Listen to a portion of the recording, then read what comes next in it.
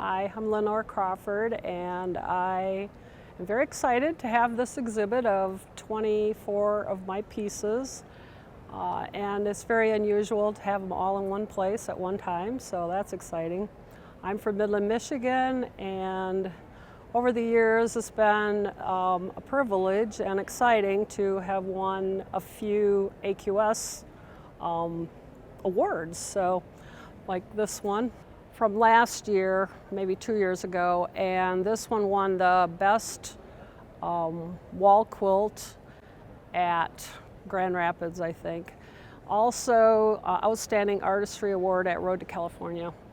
And sometimes one of the things I think that's really interesting about seeing your pieces and looking at them is how you remember how you designed every intimate inch of it.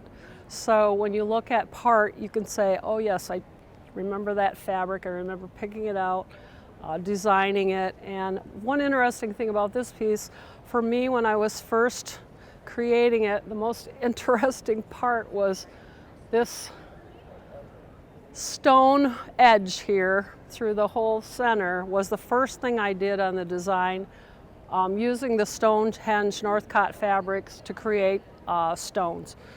For me, that was just kind of the fun part. And the most scary part was doing the girl, because I don't normally do people in my pieces, and doing her skin and her face was a little bit on the stressful side.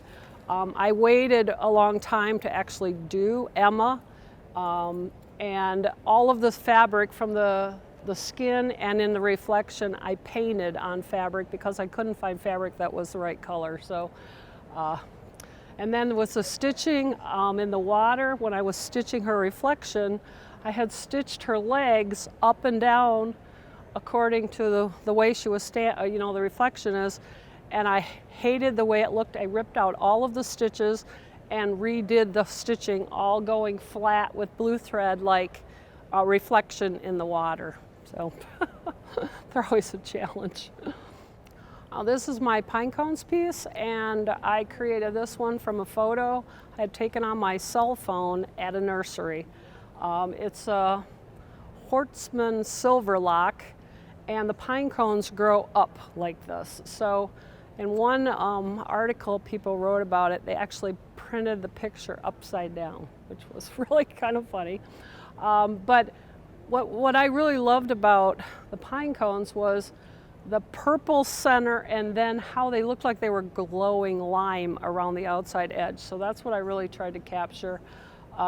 Also, all of these little pieces are done individually and then painted on to make them look more three-dimensional.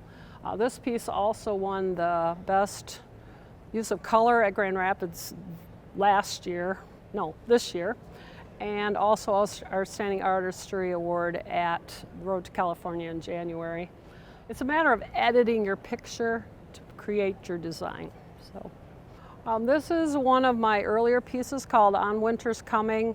My dad had taken a picture in Gladwin, Michigan about over 50 years ago, and so I used that photo to create this piece of our farm in Gladwin after a snowstorm. And so I created the trees. I like to do the focal point first when I'm doing design, and then I decided all of the background should be in diamonds.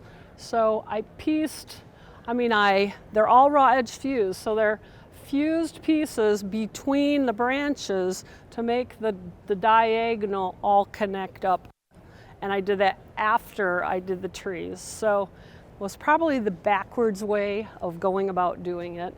Also, the background is all stitched with sliver thread. So if you look really close, it's really sparkly. And my dad wrote a poem called On Winter's Coming, and it's stitched in the border all the way around the outside edge. So, thanks for coming. I'm very excited to have this exhibit at the Quilt Week here in Virginia Beach. Maybe I'll have another one at another Quilt Week.